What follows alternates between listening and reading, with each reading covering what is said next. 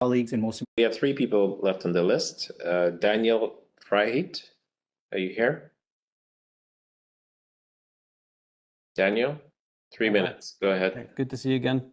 Most of you know me. My name is Daniel Freiheit. I do a lot of twittering on the Twitters under the handle Lion Advocacy.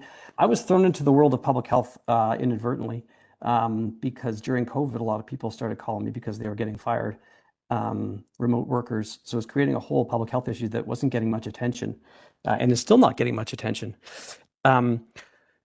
So when I saw a correspondence from Jan Houston on behalf of various retired officials from Toronto Public Health speaking out on this issue of the safe sites closures and what it's going to mean for marginalized members of the community, that caught my attention because I didn't realize this was a channel, an option for me to raise awareness about what's happening in the issues that I was facing with people getting injured from the vaccines, some reports of deaths, an area that got very little attention.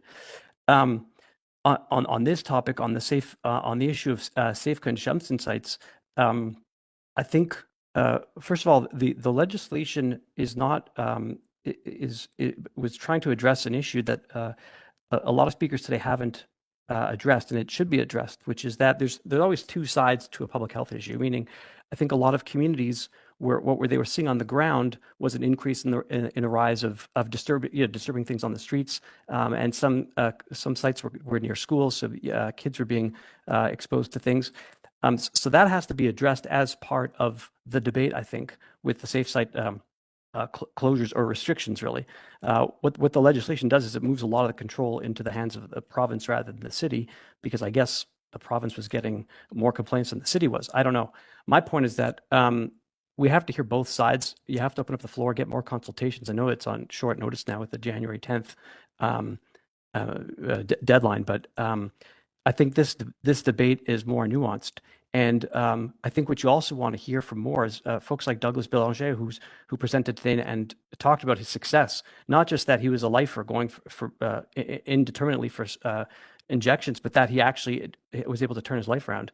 And if we hear more stories like that, then it'll persuade the public that that these sites will work, and that the end game here is not a life of dependency on public health, on going to these sites for more drugs, like that the end of the game here is success and recovery. And again, I didn't know folks can mobilize like this for a cause. I'm glad to see it. I just wish I wish it was my cause as well, because I'm still dealing with it. I got 30,000 folks that follow me, primarily from my issues that I've had with how the vaccine was rolled out and how it impacted some people from the community that got nobody's attention. So I'm glad this group has mobilized and keep doing more of it for everybody from different segments of the population. Thank you. Okay, thank you. Oops. Thank you. John.